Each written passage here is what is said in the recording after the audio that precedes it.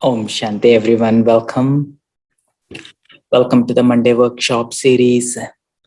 As always, every Monday we invite special guest speaker who has a deep meditation experience and somebody who has used meditation as the tool to um, make a significant difference in the life, in the quality of the life. Right, Brother Sathesh is uh, is one of our beloved brothers from Brahmin family, and he is a youth coordinator. I know him as a youth coordinator, but he plays multiple roles. He is a kind of right hand to Brother Charlie. Most of you know Charlie Bai, and Satish Bai has been practicing this meditation over 30 plus years, 3 decades. Can you imagine? Most of life, big portion of your life is part of this being in this practice, right? And his parents have been on this journey, and then they played a significant part in the task of Baba, right, in Sri Lanka. And most of you know Sri Lanka has gone through a real tough times. It was in war zone for a while, and a lot of Brahmin children are stuck in that. And also and at that time, how do you help them out, and how what is that I can do to make things better, right? And to bring hope, not just the hope, but make it the most out of 84 births, right? And that is what today's topic is about. We'll invite Brother Satish. Shanti, brother, welcome. Shanti, thank you so much, Harsha, for inviting me to this session. Firstly, that was a very, very generous introduction. I'll do my best to honor that. It's actually, I just wanted to say, the time that you have actually invited me is just so perfect because though Sydney is my base, I'm originally from Malaysia, and I have actually just come to Malaysia about 3 weeks ago to spend a bit more time to look after my Lokik mother, as she's needing a little bit of support as she goes through some settlement of karmic accounts. And it's the first time in probably just over a decade I'm spending so much time in Malaysia. And so after the first week, as usual with all travels these days, you got to do the most important thing. It's called a quarantine, right? We love it. Unfortunately, this is home quarantine, so I spent the first 1 week at home. And as soon as I got out, I got in touch with a lot of the centers, and because a lot of the Centavasis and I go back a really long way, they said, you got to come and visit us. You got to come and visit us. And really, it's just started bringing back lots and lots and lots of my childhood memories. And so I was really just remembering going back into those days. And, as Harsha mentioned, 3 decades, little did I realize how fast time flies.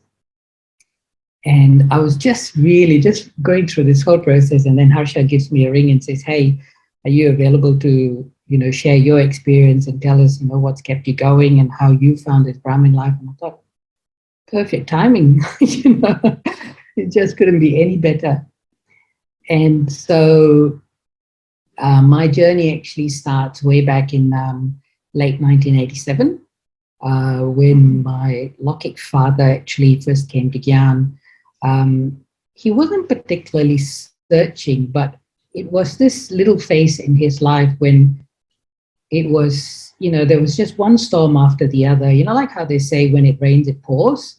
So it was one challenge after another, one challenge after another, and it was really getting up to, really up to here. So it was not just here, but it really got up to here. And I think the last straw was one day when our dog, actually, we had a pet dog, and we absolutely loved that dog more than anyone else in the house, I think. And one day that dog was bitten by a snake and the dog died. And that's when I think it was the last straw for my Lokik father, because he really felt, well, then what's the purpose of life now? It was like we lost a life of something that was so close to the family. In fact, it was like it was family to us. And so he went to the temple. He was relatively pious. He'd go to the temple almost every Friday. And so he went to the temple and he started actually having conversations with God, just without any understanding, without any knowledge. And he was just asking God, why? Why so much has happened in my family? Why is it being so difficult? And why did we have to lose the dog's life? I've gone through so much in life. If I have to go, why don't take me? Why take the dog? It was a very emotional phase at least for my dad and my brother and I. My mum didn't really feel too much for it because she never really connected with the dog so much, but it was a lot more for us. And so, interestingly enough, just as he stood up and he turned around, he saw this flyer that said free meditation course, and he thought, not particularly into this stuff, but yeah, I'll give it a try. And so he did that. He actually went and he tried. He got himself into this meditation course. And as he was going through the course, one by one, his questions were being answered. And that's when he felt, I think this is the way forward. It wasn't difficult for him to become a vegetarian because 2 years before joining the Brahma Kumaris, he already had a dream and he felt he should become a vegetarian. So that wasn't a problem. So becoming a vegetarian was not difficult, but he just felt that, every point of knowledge was just making sense. So he embraced this path, and not long after, I was really young at that time. And so just watching what my dad was doing, I thought, look, I want to do what you're doing too, getting up and going early in the morning for his meditation classes. So I said to him, can we do the same thing? He said, yeah, sure. Wait till your holidays start and then you can start doing the course. So when our holidays started, and final year SAM finished, and so we started the holidays. And so Mum, my brother and I did the course together. And I remember my dad said, one of the things you got to do is you've got to turn into a vegetarian. And I didn't think too much about it. So I said to my dad, okay, then let's become vegetarian after the second day of the course. And so one of my favorite was my mom's roast chicken. So, so I remember on the second day of the course, I said to my mother, I said, right, let's have a big feast on that roast chicken, make that last roast chicken, and then I'll give it all up for good. Now, I was about 7.5 then. And so we had a feast and that was it, right? There was no turning back since that day. And interestingly enough, I know many people question me, but interestingly enough, I could actually understand what was going on in the course. I remember even with the lesson of the soul, I had questions as to why the soul was here and not anywhere else in the body, right? Why can't it be at the elbow? I still remember that question. And I asked that question to my dad, and my dad said, go and ask your teacher. Tomorrow when you go to the course, go and ask your teacher. He wouldn't answer that question. And so we went and asked the teacher, and, I was so young, and I used to go, even though it was holidays, we were young, so we used to really go to bed early. So starting the course at 7:30 and finishing at 8:30, we wouldn't really pull it through. So halfway through the course, me and my brother would fall asleep. At the end of the course, we'd get up and go home. But that gave us enough time to get the gist of the essence of the whole knowledge for that day and come back home and ask questions. So there was a lot of understanding of the knowledge. As soon as we finished the course, we started going to class. It was really just very continuous. So there was no gaps in between, nothing. And so we started going to the morning class. There was no breaks, and everything sort of made sense. Now, it's true, fair enough, I was very young, but I could understand the knowledge. Please don't ask me how come, because you do find little children not understanding, not making sense and things like that. Don't ask me, but it was very clear to me. I didn't have much problem understanding a lot of things. Certain words in English, of course, you wouldn't understand. Baba's words are quite elaborate sometimes. So that was the only challenge I had. But otherwise, doing the course, coming to morning class was not a problem at all. And so knowledge was not a problem. The other thing that actually drew us was karma yoga, getting involved in service in the center. And that was something that we did. Actually, we did even just before we did the course, because I remember my lucky father went to do some, he was an electrician. So he went to do a little bit of electrical work in the center. And so my brother and I decided to follow my dad. And we went there, we had lunch at the center, and we were absolutely impressed with the food. And so that sort of became a bit of a lifestyle. You know, you do the course, and then after that, on the weekends, we just go to the center and spend half the day there. So you finish morning class, and then you start doing karma yoga in the center. Half a day is gone, we have lunch together, and then we go home. And it was great because even though we were young, there was something for us to do. We were not left out. There was some skill for us to learn. There was something for us to be able to contribute back to the yagya or to the center. And I still remember that every little bit that we did was appreciated. So we were all part of the team. And, you know, our jobs were being monitored, if I were to put it that way. And so, you know, everyone had their own bits and pieces to do. And so there people would come around and say, all right, what are the kids doing? Oh, yeah, how's your gardening going? Are you washing the floor properly? You know, that sort of a thing. And it sort of gave us a feeling that, yes, you know, we're being appreciated. And so that gave us a lot of inspiration, motivation to keep going to the center on a regular basis. I mean, one of the things that we used to do as kids in morning class, because there was a small group of us, I think there was about 4 or 5 of us at that time.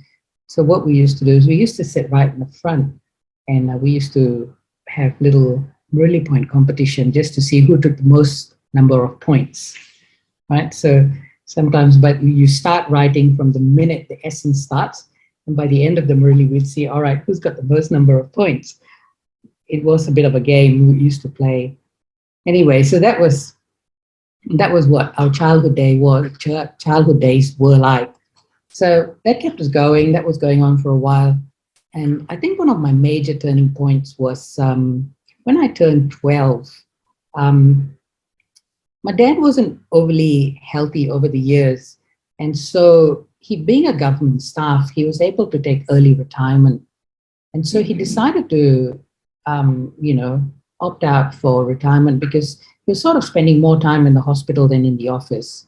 So he worked out, well, you know, if I'm going to spend about 2.5 weeks in the hospital and 1.5 weeks in the office, I'm not really being that productive. And, you know, he sort of started wearing off all his annual leave and his medical leave and things like that. And he thought, might as well take an optional retirement and, you know, see if I can contribute in the center more. And so he did that. And for the first few months, I guess, you know, he had to get used to having lots of free time in his hands. At the same time, the center had to get used to somebody being available practically most of the time. And even though he was available, there could be times when he could pull the plug at the last minute because his health was sort of a bit of a yo-yo. So they weren't sure how to really fit this whole thing in. But anyway, the zone in charge, Dr. Nirmala, I think some of you may have heard Didi's classes. We fondly call her Didi. And Didi started sending him to interstate, you know, just to do some teaching. So he'd go to some centers, spend a couple of nights, do some teaching, help in some service and come back. So it started off with a few days, it went a few weeks, and then it started becoming like a monthly visit. So he'd go away for a month and he'll come back for a few months and then he'd do the same thing. And it got to a point when Daddy Janki was visiting Malaysia. And at that point, Daddy said, look, you know, service in Sri Lanka is growing and the instrument that's there needs to be relocated. So is there anyone in this gathering who would like to go to Sri Lanka? And my dad was right at the back of the hall and he just put his hand up just like that. And then Daddy said, all right, good, I'll talk to you later. Now, little did I realize, I didn't think much about it. At that time, I was about 12. I didn't think much about it. So Daddy said, well, the family has to give you blessings. And so, of course, my mom wouldn't stop him. my brother didn't think much about it. I didn't think much about it. But yeah, Sri Lanka, I mean, you're not that far away. If there are flights going there, I'm sure we can always come and see you. Telephone calls were there. Those were the days before emails, or probably it just started, but it hasn't reached Sri Lanka that much. And so now, little did I realize that, when a person's away, you start to appreciate the person. And there's a world of difference, especially when it's someone so close. So, father, mother, they tend to play quite an important role as you're growing up. Now, consciously or subconsciously, they have a very strong influence, at least on my emotions, at least. And so it was after he went, after a few months, did it dawn on to me that actually, hang on, I'm moving into my teenage soon, and I'm going to embrace this path without my dad. Now, boys being boys, I think it would have been easier trying to talk to my dad if we had any issues. Anyway, so we said, yes, yes, yes. He took the chance. He said, all right. So he went off to Sri Lanka, and he was starting to develop service there. And here I was, starting to move into my teenage. And after a while, that's when I started to learn that there's a little bit of an emptiness that's building on inside. And I remember in the Murlis, Baba used to say, you can take me in all the different relationships. You can take me in different relationships. And so this thing started coming in my mind quite strongly. So I thought to myself, what is it? How do I do this? What is taking Baba in relationships? How do I do this? And so, our house, we used to, because my parents used to read a lot, books, articles, you name it. So it was like a little library. So one day I decided I'm going to go through this whole thing and look for something about relationships. And so I started finding articles, and I thought, I don't know what this means, but I'm going to try it, and hopefully it works out. So I took Baba in relationships, and two of the first relationships that I actually explored was one as Baba as my child, and two as a friend. And I always felt, it's, for some reason, I always felt it's nice to have someone who's younger to you that you can care for, you can look after, you can, sort of do things like that. And so I started with taking Baba as my child. And when I started taking Baba as my child, it sort of started to fill a certain space inside me. And whenever I felt there was a gap of whenever I felt there was a gap of friendship, I know why the friend one came along. I chose to go to a different high school compared to all my other friends. So in this high school, I was the only one, and it was a group of all new kids. It was a completely foreign environment. And the reason I chose that school was because it was supposed to be a better school.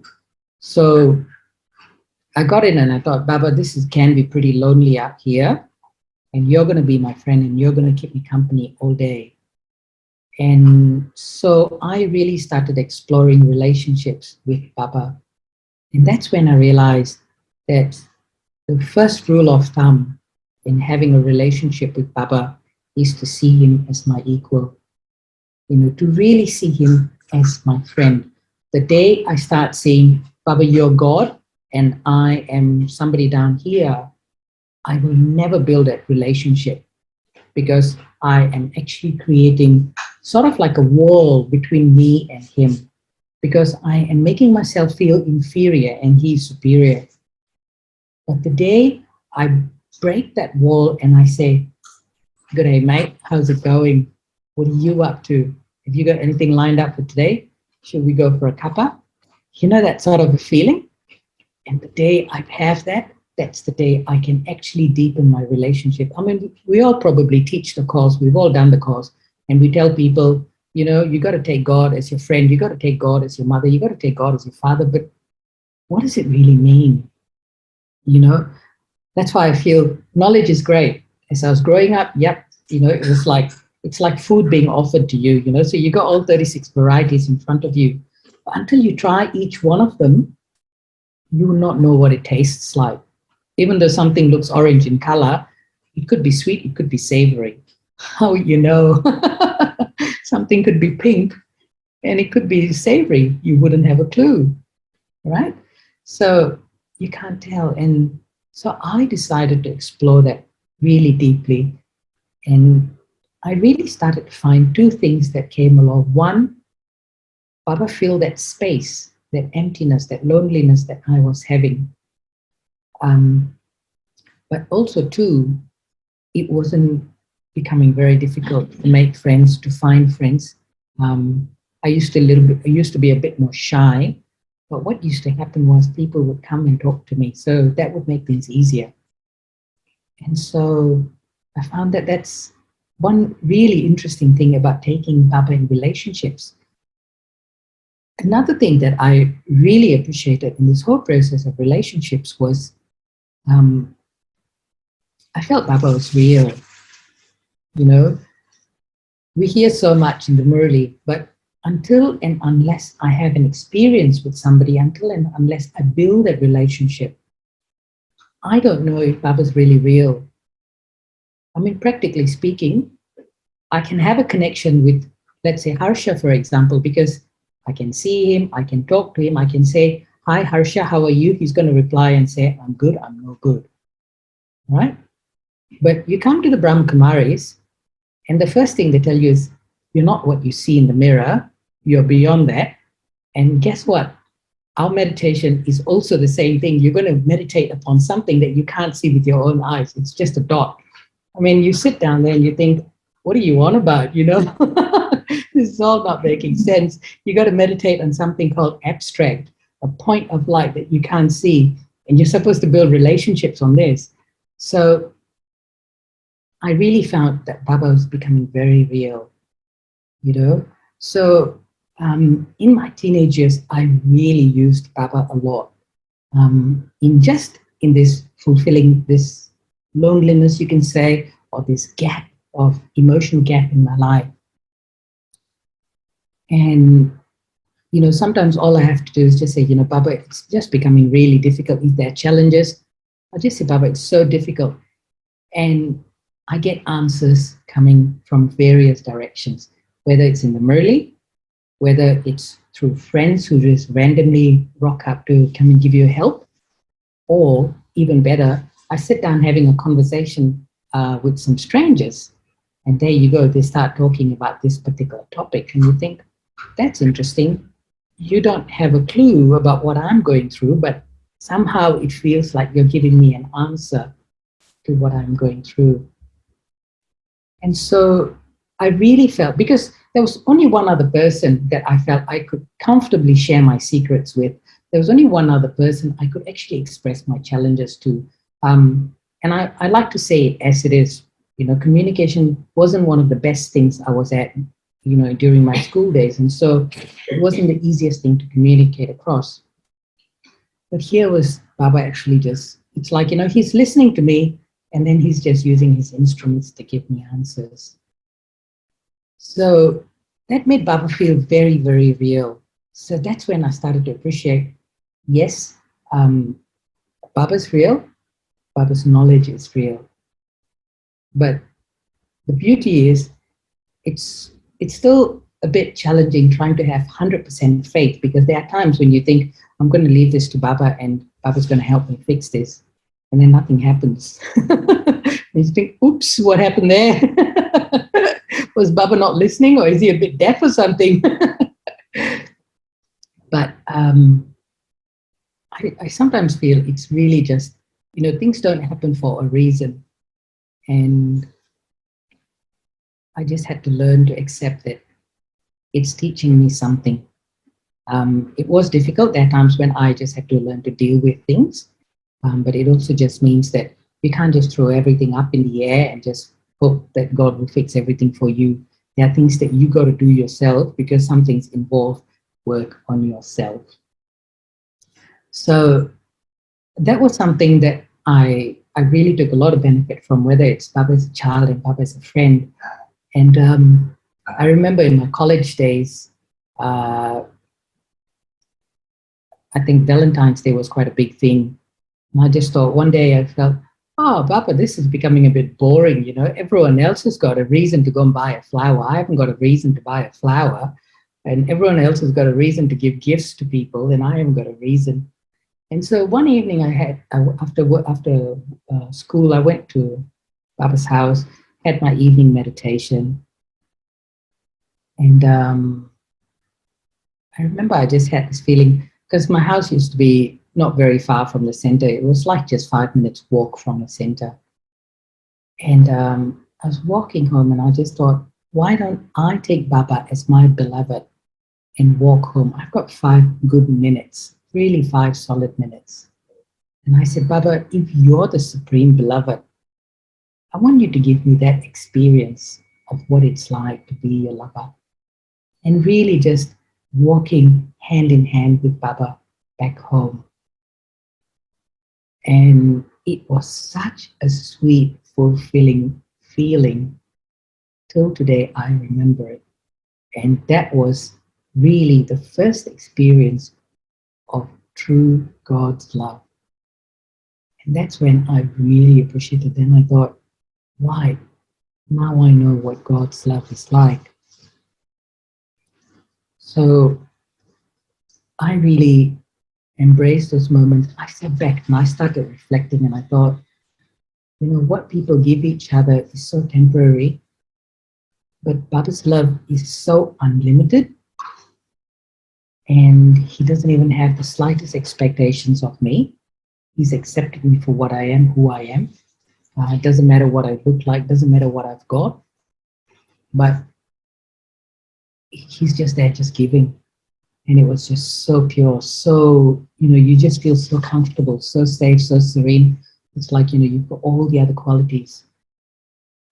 And that was really my first experience of God's love. I always used to say that, you know, the closest love to God's love is a mother's love, because that's something tangible.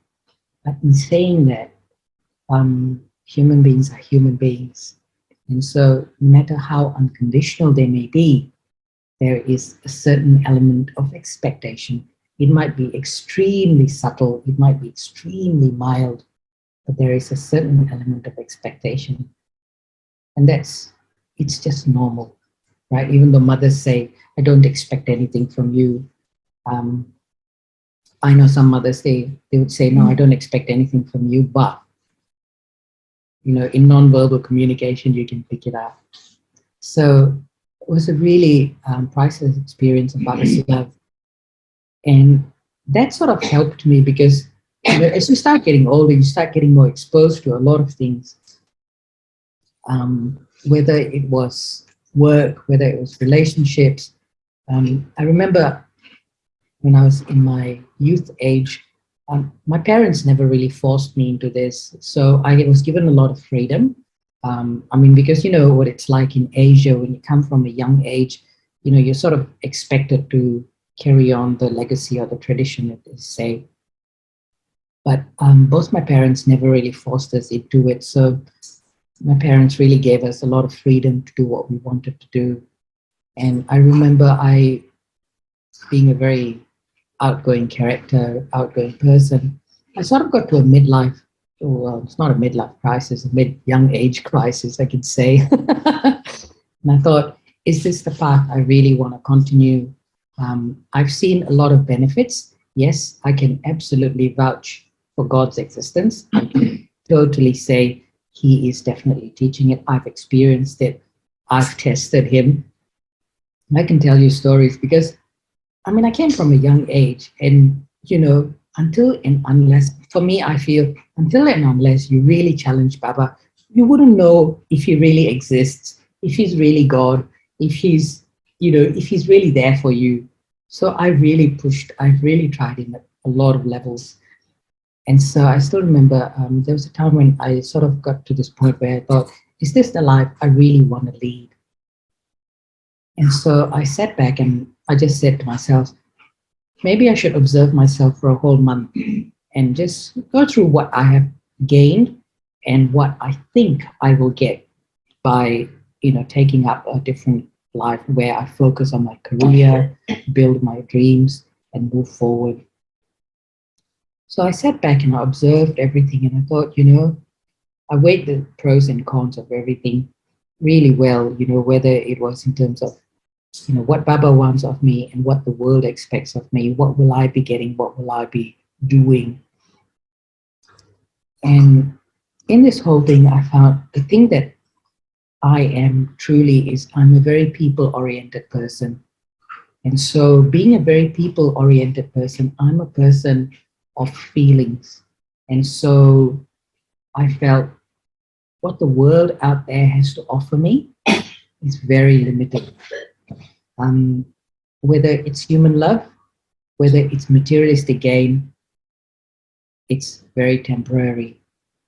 And in human love, I like to associate it with a vacuum cleaner.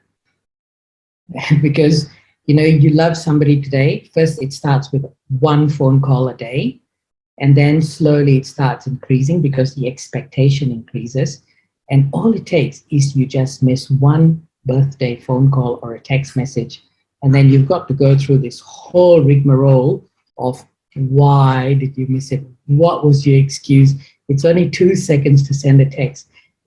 I mean, it's just an example, but it just really felt, for me, it was like, it's like a real vacuum cleaner. It's like it's just sucking you right in. And you think, hang on a second, I think I really appreciate my freedom. I really need this here. Whereas Baba's love, God's love, is just unconditional and it's just so benevolent. It's just giving. And I'm not perfect, but the beauty is God doesn't judge me for who I am, what I am. He loves me for what I am, even though I've done a few silly things, and then I look out at him and say, oops, sorry. And it's like, the feeling or the vibe I get. Yes, there are times when I feel Baba's being firm or stern with me when I look at Baba's picture, but there are times when I just feel like Baba looks at me and he feels, put a full stop, move forward. He doesn't see, he doesn't think of what's happened. It really just gives me a lot of confidence, a lot of faith, a lot of hope that there is an opportunity to fix that mistake, And so that's why I actually held on to this Brahmin life for such a long time. And like I said, one of the things I did as a school student when I was testing Baba was I said, well, Baba, you got to help me because I'm not a very studious person. I mean, books and me, they stay miles away from me. Call me out to play, I'd run out anytime. So I said to Baba, look, exams are just around the corner. It's just under 2 weeks away. I've got this whole textbook to study for the whole year. You got to help me spot the questions. Surely I don't have to read this whole textbook. I surely just need to read a few major chapters. And it's got to come out. I mean, it sounds really silly, but Baba, you're my friend, right? Baba, you're my teacher. Come on. You can be a little bit biased. Those were the kind of relationship I was actually having with Baba. And so I used to spot, I mean, not like I was really good at it, but, a handful of questions used to come out. And so that really helped me get through my exams. And interestingly enough, I got through them quite well. That was one thing I used to do when I was in school.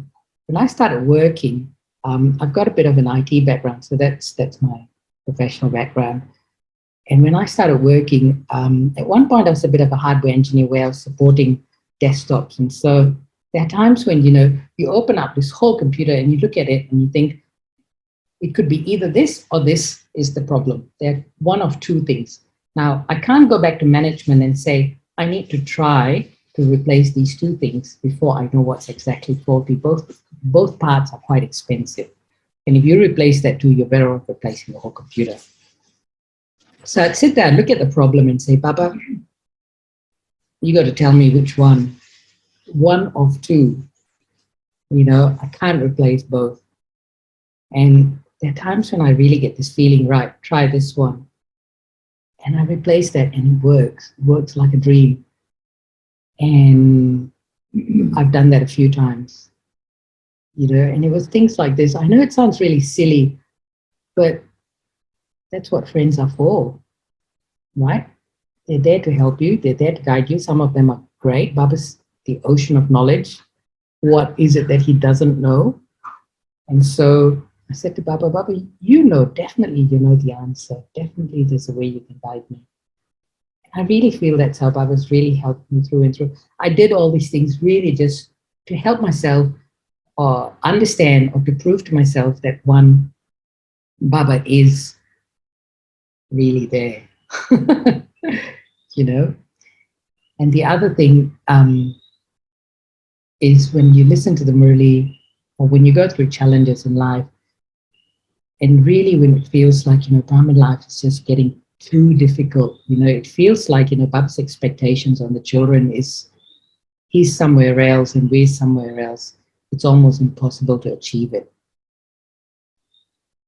And that's when I think, in the Murli, when Baba says, children, even this Brahma does not remember the father 8 hours. He starts having his meal and then he forgets the father.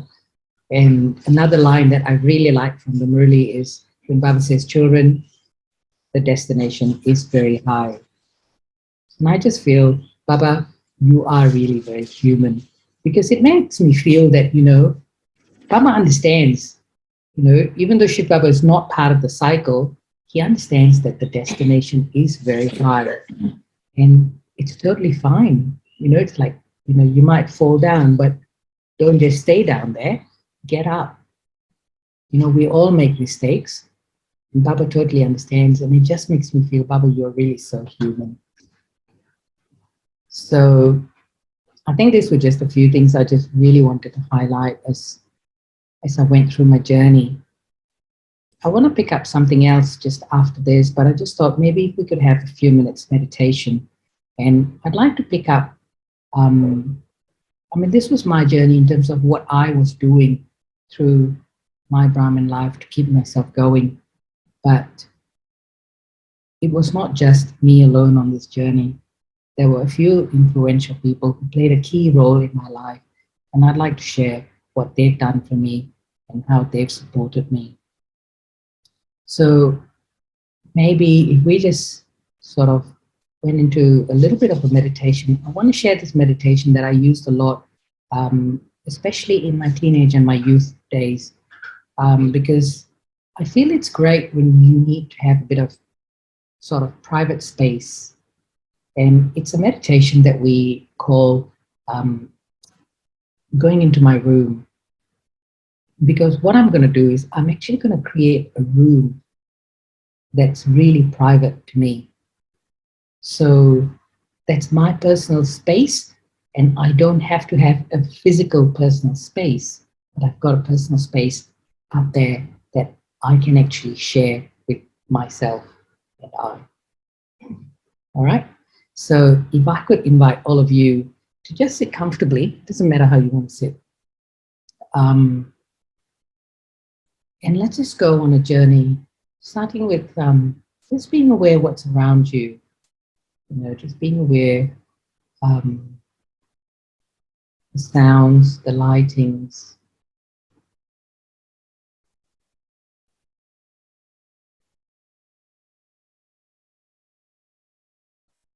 Let's just start. If you want to close your eyes, you're welcome to. If you want to keep your eyes open, that's perfectly fine by me. I want you to slowly take yourself on a journey. Just out of this room, start seeing this room from a distance. Travel past, go past the clouds, go beyond the sky. Just keep going. You might just pass the moon, give it a wave. You might see the stars, give it a wave. Just keep going. As you go further, you pass this entire universe.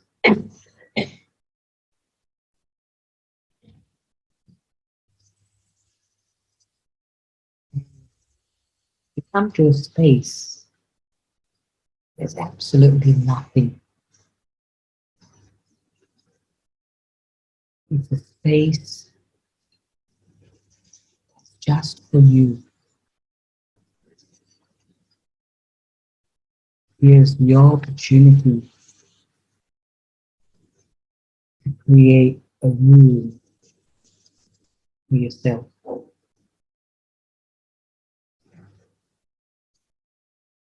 Design this room in whatever shape you want.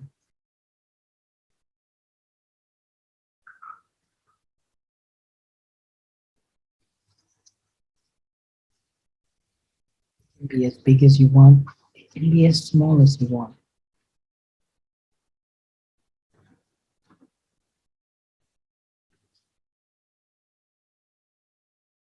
Set up some furniture in there. You might want to have a recliner.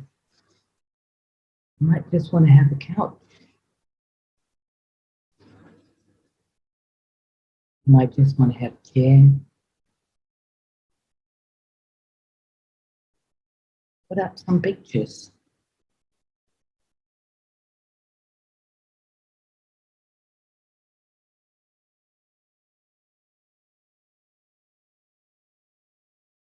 Anything else you'd like to put in this room?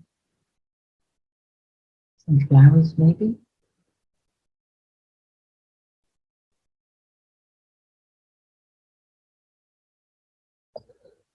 Something to keep the room fresh, the aroma.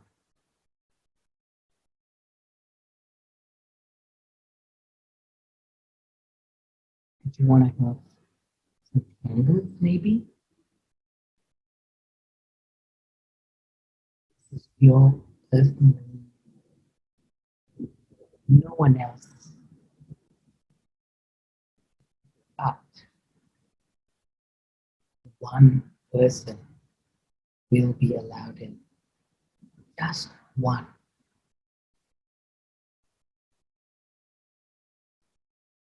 And this one person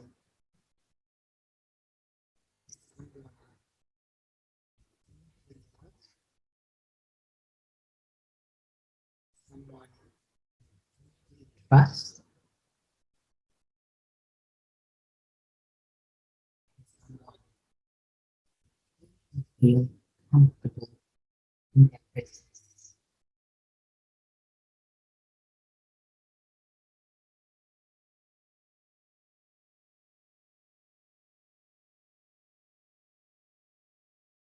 This person in.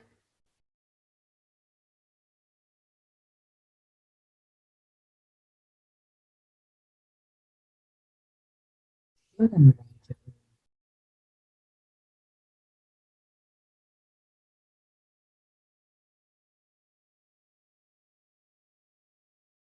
Is there a window? What does it look out to?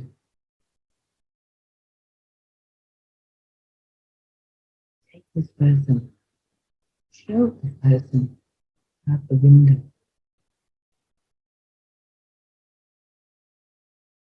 Is there a little garden around it that you can go for a walk?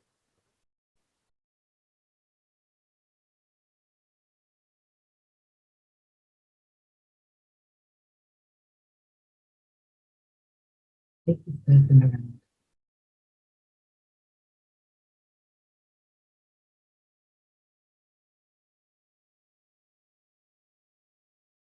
This little space around your room. Just outside. Just the views.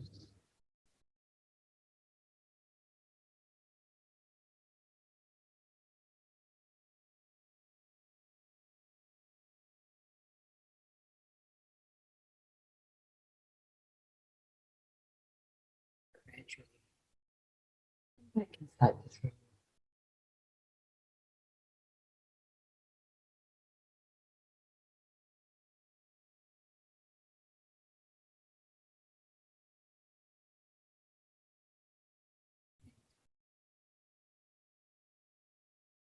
Just not comfortable.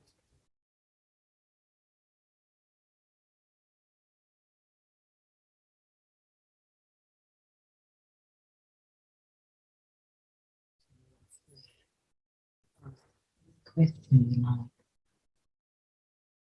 for this one person.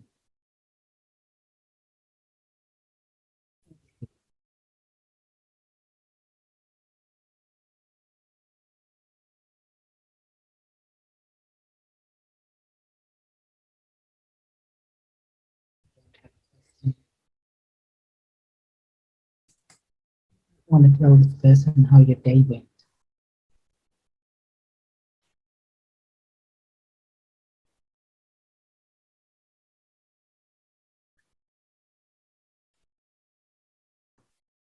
Take your time.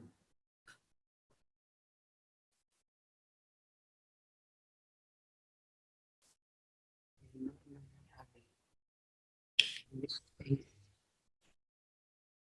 Satish, but a voice is little low. Can you? sorry, The voice is not audible. Okay. Yeah. in this space,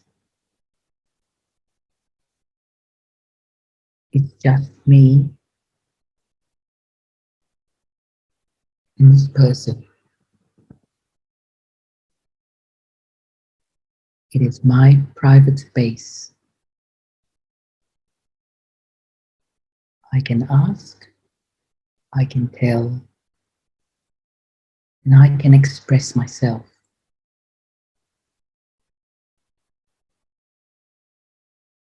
in whichever way I want.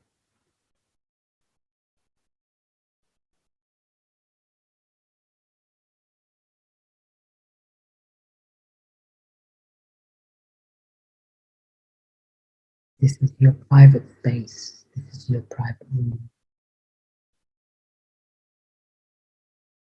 Keep coming back.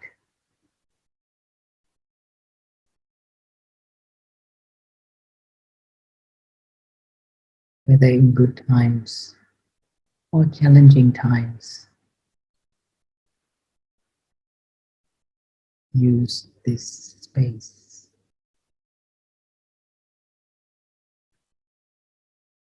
You will get your answers here.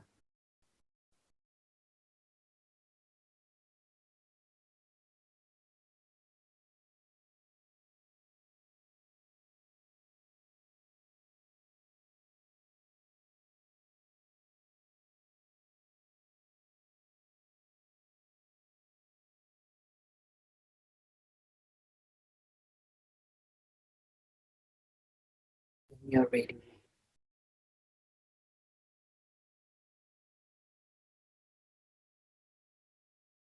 gradually exit the room and make your way back.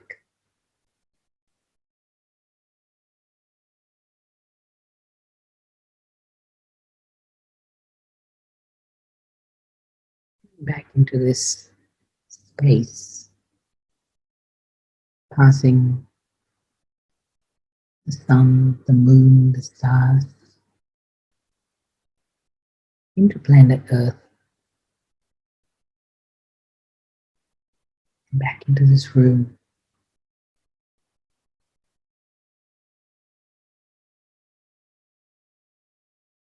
I become aware of my surroundings.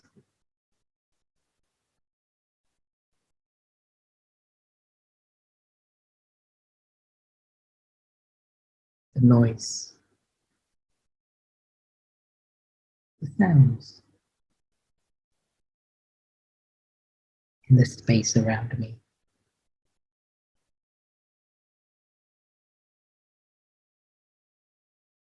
Thank you.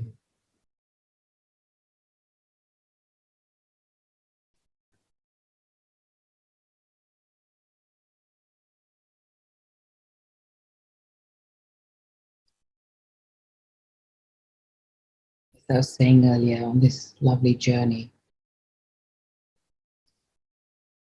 that I embarked on, there were a few people that really supported me at a very spiritual level. And I till today, I'm just so grateful because that was the best support that they could give as I was growing up. from a young age, I was actually very connected to Didi Nirmala, who's currently the head of the Gyan River complex in Mount Abu.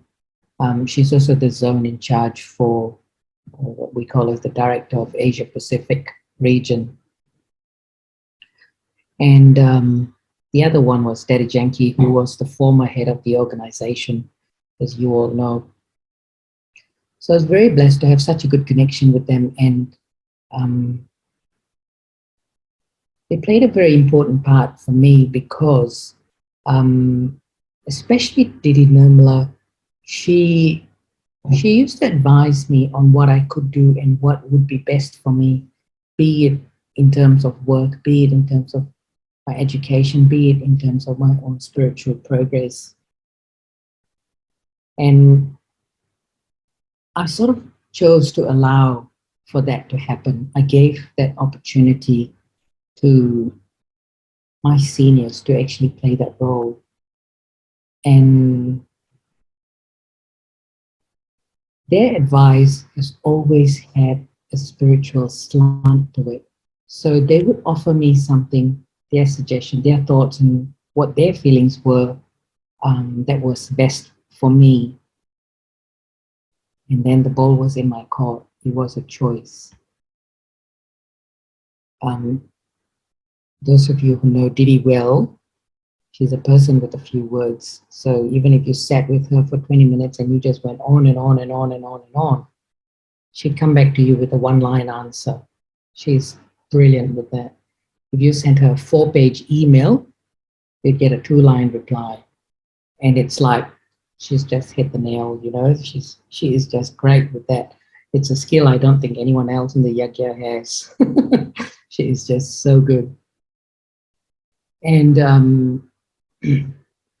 so Didi had played a very important role just in guiding me. And it's, you know, this, I feel Brahman life can be quite slippery because, you know, when our stage is good, when we are really into meditation and knowledge, it's easy to identify the truth because the intellect is very clear, right? But when I get colored by seeing situations and people, most of all, it's people that influence me, sometimes the influence is so subtle, I hardly recognize that I'm actually being influenced. And I feel this is where the senior instruments actually play a very special role because they help you stay on track. And I mean, it's not very common for us to be able to really step back from a situation and to be able to make that right assessment. I remember once I had a job offer in Singapore, and it was a great company. It was a really good designation and definitely a good paycheck that followed it. And I thought, yep, that sounds like a really good thing. I was talking to some of my friends, and most of them thought, yep, that's a brilliant thing to do. It will change your career. You might need to make some sacrifices, and I'm sure you'll be able to take off in that direction. And there was another offer that came along, which is sort of, it was a pretty ordinary position, decent paycheck, and good working hours. And so I said to Didi, I said, look, you know, what do you think is going to be the best for me? I've got these 2 opportunities. And she suggested I went for the one that was a bit lower in terms of designation, in terms of, you know, career growth and so on. And I said to her, I said, why do you think I should take that one? Don't you think it would be much better for me to take something that's, you know, it would mean a lot more sacrifice from my end? And the first question to me was, are you wanting to do service through your lucky job? Or are you more interested in your paycheck? And it really struck a chord with me at that point because it made me look at what type of a person I was as an individual. And I spent a few days reflecting on it, and I thought to myself, this is interesting because Didi was actually able to see me as I truly am, to see me with my skill set, my personality trait. And my personality trait is one that I would not sacrifice too much for a job. Like, I know a lot of people would stretch for their job, but that's not my personality. That's just so not me. I would stretch, but I've got a limit. Beyond that, I just put my foot down and say, look, I'm really sorry. It's just not going to work. And often I'd stretch and then I'd gradually go back. But a lot of people are actually able to stretch and keep at that level, but it's just not my personality. My personality, that sort of made me see my personality in a much, much more accurate way, which is I'm the type that I would do something for people, but I would not do something, or I would not do that much more for money. It's just me. And that's when I recognized that really I'm not one of those who's out there to, race and come up in life. That's just not my personality. I'm one of those that's just, I just like being around people and, just helping them and doing something that's really going to benefit them. So that way I felt that spiritual perspective was really helpful because it is giving me the opportunity to see things from a step back rather than, when you're involved in a situation, trying to make decisions, it becomes really difficult. There was a time when I did not want to go to Madhuban. And when Daddy Janki usually knew I used to go for the youth retreats. In Madhuban, they had the international youth retreats every December. And so I'm usually there. But that year when I did not want to go, Daddy actually sent a message to me and said, why aren't you coming? And I just said to her, I said, look, Daddy, I've got work. I've just started this new assignment, so I don't think I can make it. And Daddy said to me, she said, take the next flight and come to Madhuban. You have to be here for this youth retreat. And I thought, I said, it's going to be impossible because I still remember I was living in Singapore and being a Malaysian, holding a Malaysian passport meant that I needed to get Indian visa. And to get an Indian visa, because I was living in Singapore, it would take me 5 days to get the visa. So it was almost impossible. She wanted me to come in 2 or 3 days. And so I thought, what do I do? And it was close to Christmas, and I still remember very well. My colleagues had taken their annual leave. We had to submit our annual leave well in advance. But I didn't plan for it, so I didn't submit my annual leave. Anyway, what I did was I actually went back to Malaysia. It's not far, right? Singapore and Malaysia, but somehow somebody was going to KL. And so I got a ride down to KL, got my visa done. If I went to KL and did my visa, it was 24 hours. So I'd get my passport back the next day. And somehow it worked out where I had a ride to KL and I had a ride back, two different people, but I was actually able to get my visa done. Got my visa done, came back, and I got the next flight out. Now, the next flight was like 2 days later, and I just said to my boss, I've got to go to India, full stop. I didn't give him any reason. And he looked at me and he said, yes, okay. And nothing. Till the day I came back, till the day I left the company, he never once asked me, why did you go to India? Why did you take 2 weeks annual leave? No, never.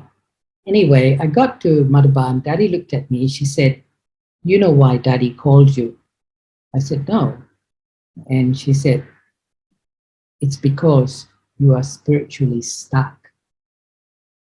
And I thought, what do you mean by that? And she said, because you have paid a lot of attention to everything external, you have forgotten your connection, you think you're having yoga, but actually you're sitting there and your intellect's going everywhere. So there is not that deep connection with Baba. She said, I can see that right on your face. And I just thought, I mean, it's because Daddy's been seeing me from a young age. She knows what my personality is like. And that really touched my heart because, 3 days into Madhavan, she said, go and spend some time in Baba's room. And so I did. And, 3 days into Madhavan, and I could feel myself being the real me. And I think really Harsha has seen me around half the time jumping around, talking to 100 people kind of thing. I'm not one of those that could sit down quietly and, sit 2 hours meditation continuously kind of thing. But that's just my nature, right? I'm always out there. And really the first few days in Madhavan, I'll never forget this. I was actually pretty quiet thinking, yeah, I'm fine, I should be right. There's nothing to shout about and all that. But actually, little did I realize that the soul was actually stuck. There was a lot of things that were unsettled that I was actually suppressing inside my mind. And because I wasn't able to deal with it, what I did was I suppressed it. And I mean, it's amazing the role that our seniors play and the kind of love that they've got is completely beyond what you and I can see. Because Daddy's intention was to see the soul light and happy. It was not about what your position, your designation is, what your paycheck you're bringing home is. But Daddy said, Daddy's real intention was just to see where the soul's at, to see how you're able to live your original qualities as much as you can. And that really touched me, and I felt that's the kind of real help that I can give to any human being. The whole world's full of advice, the whole world's full of ideas, but the best help I can really offer someone is the kind of help that Baba gives, which is to the soul directly, love to the soul, and support to the soul. And Daddy's played this part for the soul many, many times. So she's picked me up a couple of times. I remember we were going to have a 5-day silence retreat in one of our youth retreats. And Daddy asked, I didn't think it was a very good idea because 5 days out of your 10 days in Madhavan was going to be in silence. And I thought, well, there's some people who literally fly out the next day after a youth retreat. And I thought, it's my only chance to connect with everyone across the world. And so I really feel that it'd be nice if I could actually connect with everyone. And so when Daddy asked, how many of you think that this is not a great idea? I put my hands up. And Daddy said, come forward. And I was the leader of the pack. Because after I went up, everyone else started coming, right? Everyone else thought it wasn't a great idea. And Daddy gave a long class on the power of silence and why it's so important. And same thing happened. Daddy said, look at your face. On the third day she came in, she met the group and she looked at me and she said, look at your face today. And you should have taken a photo of yourself the day you came, what it's like today. And really, Didi and Daddy have played a very, very important role in my life. To date, I really feel they've not just shaped me as a person, but they have helped me build or ingrain some really, really nice personality traits or habits, I can say, that I feel I owe to them. And really, there's a lot of qualities I feel I have developed because of their guidance. And it's definitely shaped the way I think to a more appropriate way of thinking because it changes the way I live, it changes the quality of my life. Just, following their advice and starting to see things and prioritize my spiritual life over anything else outside, because it is who I am that's actually going to help people around me, and it's not what I do.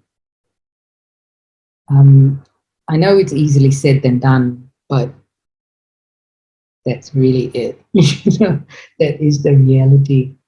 Because the whole world is doing something. The whole world's full of ideas. They want to offer ideas. They want to offer suggestions. They want to tell people what they can do to make things better for themselves. But the best means of communication is really your own actions, like what Baba says, your own dharana, because people pick it up um, from your vibrations completely. You can say something, but if you don't do that, people will catch it straight away. So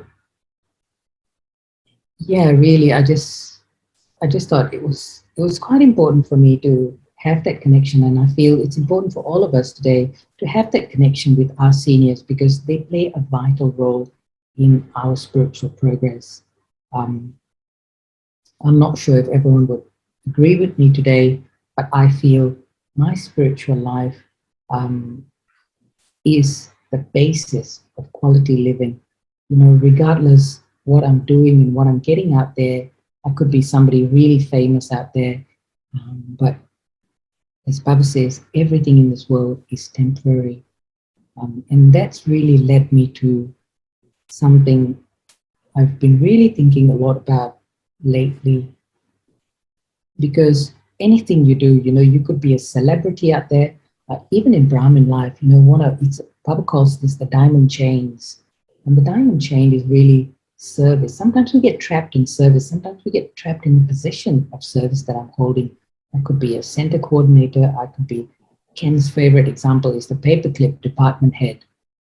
I'm in charge of the paperclips. So I feel really big because I'm in charge of every single movement of the paperclip in this whole organization or this whole country. And, we allow such little titles to get into our system, but that's not what this yajna is all about. So I've been a very task-oriented person, but of late, this thing's really just been in my system. It's really got me thinking that really, whatever titles you get is immaterial. At the end of the day, it's my dharana that's actually going to do that service. That dharana of mine that's actually going to help people. It's that dharana of mine that's actually going to inspire somebody around me.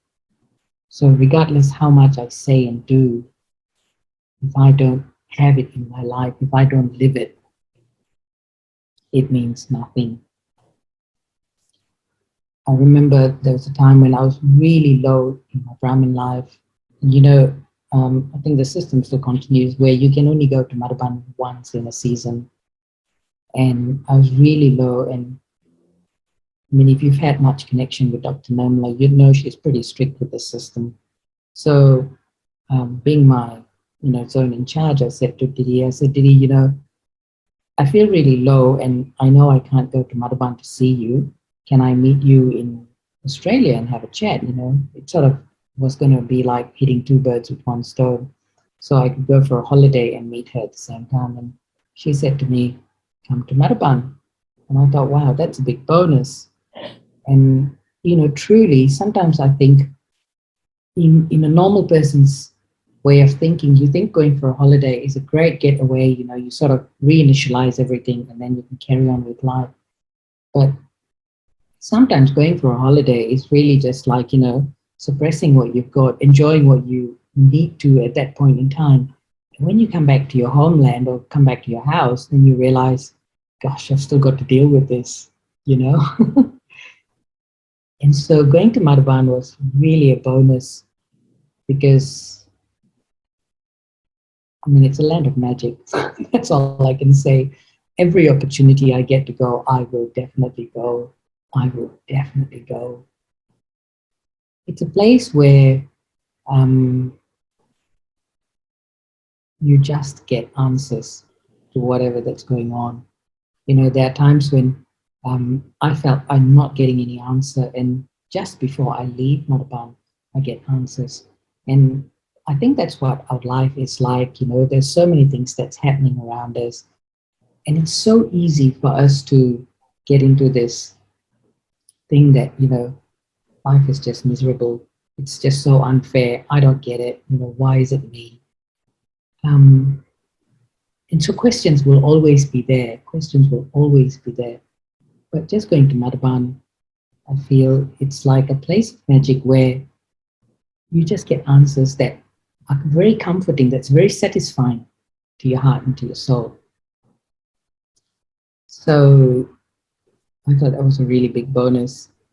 And it was little things like this that my seniors had actually done for me that I feel has definitely sustained me in this lifetime. They've been around for a long time to support you and help you understand that it's not all about all the physical stuff that you're doing. I remember when I was moving from Melbourne to Sydney, I had a job, and it was a contract position. And so Charlie Bai was observing me, and he said, he asked me 2 weeks before the contract finished. He said, Sathesh, have you heard anything about your contract? And I said, no, I haven't heard anything yet. He said, all right. What do you plan to do? I said, well, if they don't extend my contract, I'll just look for something else. And he said to me, he looked at me and he said, I suggest that when the contract finishes, if they don't extend it, don't look for something else. And if they do extend it, decline it. I looked at him and I thought, what? And he said, you've got a special role to play in the center. And so you would be able to help and support if you were around a lot more. And so I took that on board and I thought, I need time to process this. So I went and sat in Baba's room and I said, Baba, I need a signal to say whether I should do it or not.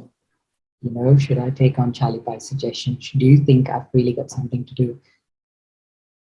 It's very interesting because even though I've dealt with my seniors for so long, but you know how I often find sometimes directions that come are quite left-wing. And so, it just sort of throws you away from what your standard train of thoughts have been. So I sat in Baba's room and I really had it took me about a few days before, I could really let go. Because on one hand, I'm saying, Baba, give me a signal. On the other hand, I'm holding on to my idea that I'm young and I should keep working. I am young and I should keep working.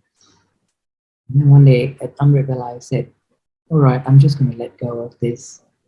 And as soon as I let go of that feeling, I really felt a very comfortable position where it was just completely a feeling like something shifted, and I just felt, yep, I'm ready to embrace a different journey. So since then, it's not been long, probably about 3 years now, it's about 3 years now. And it was really interesting because it wasn't long after I left my job that the pandemic hit. And so much like every other business, the Brahma Kumaris has never had a dull moment right through the whole pandemic. So, there's just been more work than less. And you think, God, just because nobody's coming to the center doesn't mean that there's nothing to do. There's still heaps to do. So that was that story. So yeah, on this spiritual journey, Baba's there, Murali's there, Yoga's there, but I cannot discount the importance of my seniors, and more importantly, it's my Brahmin family. Since the day I became a Brahmin as a kid till today, I have just seen miracles with Brahmin family. Yes, as a kid, I was pampered by everyone, and you enjoy all that attention, fantastic. But in the field of service, what it's like today, you can like somebody, tomorrow you get upset with someone, and you think, oh, wonder how come you turned into a Brahmin. You shouldn't have been around. It would have been a lot easier. But, there was an episode that I'd really like to share that really changed my perspective. There was a sister who met with a major accident in Melbourne, and she was hospitalized. And so me and another sister in the center, me and one of the main instruments in the center, were sort of overseeing that whole thing. So we were looking after that girl, and one of the things the hospital people didn't want was too many visitors, right? Because this poor soul really needed lots of rest in the hospital. She had a bit of a head injury. And so, I knew all her favorite foods and all. And when she was much better, thought, yeah, let's, organize for her to have all her favorite dishes. But because she sort of just got out of medication and she was feeling a little bit, a bit in the clouds, all her foods didn't mean much to her. All her favorites didn't mean anything to her. And I thought, what do you do? And there was this one particular person who was absolutely adamant about wanting to go and see me. And I thought, if this guy goes, it's going to be a bit of a mayhem for this poor child, because he's going to go on and on telling her what she should be doing for her well-being, and continuous advice. And this, because it was a head injury, she doesn't quite like a lot of noise. There's a bit of that phase. I don't know if any of you have been through or know people who've gone through it. So for some reason, they just don't like the noise. And anyhow, what this person did was he was able to make his way to the hospital to find out where this patient was, and he actually went to visit her. Now, what he did before going to see her was amazing, because he actually got her some juice, some kind of vegetable juice, and he gave it to her, and he said, listen, your body's gone through lots of chemicals. What you need is a lot of juicing now. And believe it or not, that was the favorite for that person, for that sister in the hospital. And every day she would have that. And that sort of helped her to build her strength and start getting her appetite back. And that's when it really dawned on to me, the beauty about this Brahmin family is the person you least expect at the time of need would be there to help you. And the person you have bet your life on and thinking, yeah, you'll be there for me, won't be there. And really, it was such a big eye-opener, because one, who created this family? It was Baba. This is Baba's family. Who am I to judge and criticize anyone in the family? It was a really big eye-opener for me. Two, if I continue to take human support, I will have expectations of something or other from another human being. But if I put my support to Baba, Baba will send the right instrument to me. And I just thought, right, so this is how this whole yagya operates. At the end of the day, everything goes back to Baba. Because if I invest any kind of support on a human being, I am definitely bound to get into big disappointments, if not disheartenments. So, and since that day, I've been more observant, and I've seen this happen a few times, and I thought, it's very interesting what Baba's created in this whole yagya. He's created a family based on what our qualities are. He didn't see our weaknesses, but we're the ones who keep getting stuck. It's in the field of service, right? Somebody who's got lots of specialty, somebody who's very flexible, we absolutely adore that person. But when somebody's, being one of those soapboxes in all your meetings, you think, we could really do without this person.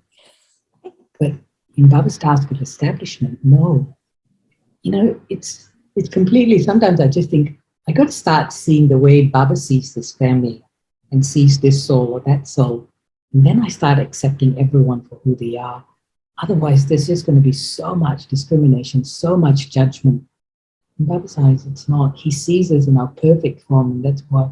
So, for me, this whole thing is just it just makes so much sense at a very practical level. All I need to do is keep passing things back to Baba, passing it back to Baba. Lately, that's been two things that I've been working on. One was accepting drama. You know how Baba says, every scene of drama there's benefit. Even in a scene of loss, there is benefit. So I keep trying to remind myself, rather than getting agitated, upset, keep saying, okay, there's some benefit in this. Watch it as it comes. And the second thing is when some things just get too hard and I can't deal with it, literally hand it to Baba completely and just stay as light as I can. Because it's very easy to say, I've given it to Baba, but actually I'm holding on inside emotionally. I'm like, oh my God, please help me. Give me some signs. I need some ways or guidance to get this thing done. As soon as I hold on to things like that, nothing's going to happen. All I need to do is just, Baba, you look after this. And then really, at the 11th hour, you'll get something. So that's just been something else that I've been working on, or that's something else that I'd really like to share. I'm not really keeping track of time, Harsha.